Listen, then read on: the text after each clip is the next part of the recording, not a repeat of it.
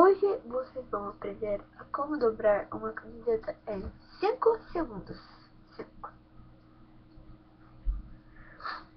Primeiramente, você pega a camiseta aqui, bem meio.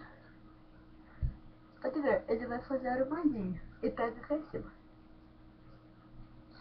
Você pega a camiseta e vai até o final da outra parte. Dessa parte aqui, ó, até o final.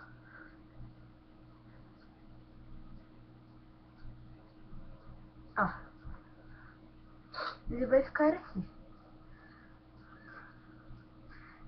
Quando ele desce, ele fica meio bolado e dá uma batidinha assim. Ele vai ficar assim. Depois, você pega essas aqui duas partes e vai até o final. Ok.